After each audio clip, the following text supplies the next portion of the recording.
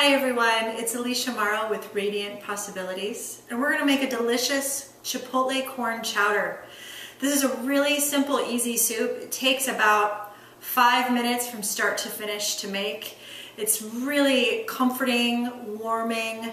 It's one of my favorite soups. It's great to do it in the summertime when corn is fresh and you can shuck it right off the cob. But you can also buy really great organic corn that's frozen, and you can use that in a pinch if you need to.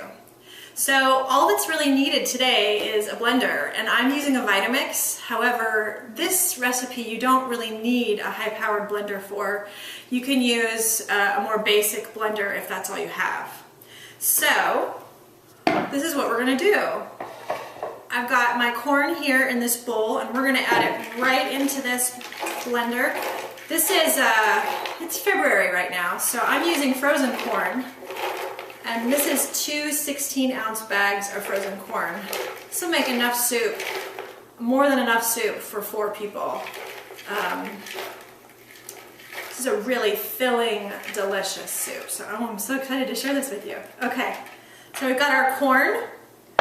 I'm gonna add some olive oil. Anytime you add a healthy fat to something, it makes the meal far more sustaining and delicious.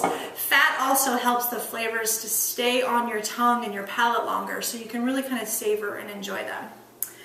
We're gonna add a clove of garlic. This is a medium to large clove of garlic. That's gonna add a really great pop of flavor. We're gonna add some cumin.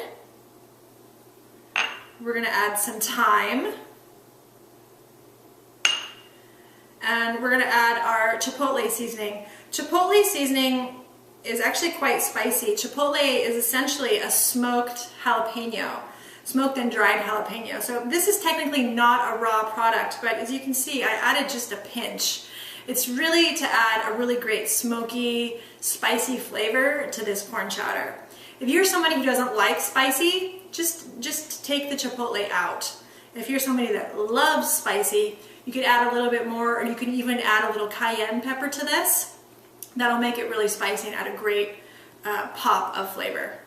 And we're gonna add some salt. Salt is the engine in the kitchen. It's what makes kind of enhances all flavors, whether they're sweet or savory. And all we're gonna add next is some water. Now, if you want this soup to be warm when you're making it, you could heat up some water and add hot water to the soup recipe itself. This is going to be ready to serve and eat right after it's blended. It's that quick of a recipe. So we're going to add our water here. If I didn't add water to this recipe, it would really have a hard time blending and mixing. So it's really important that you're adding water to this. Let's see how that goes. I left my lid. I gotta go get it. I'll be right back.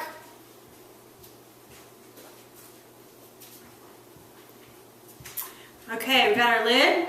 This is gonna be noisy. Just bear with me. It'll just take a few seconds.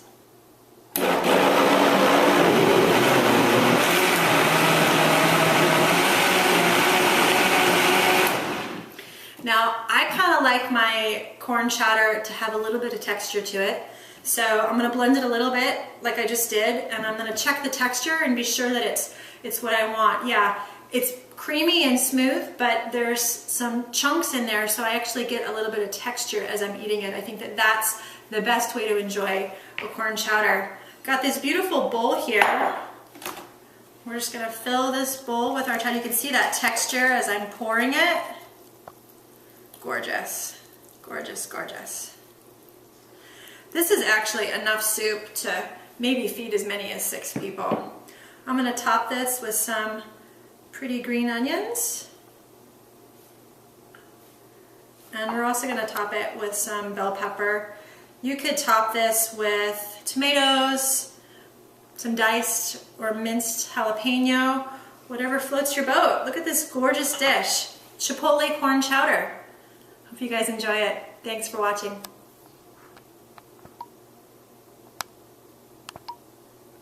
We're stuck on record. Great.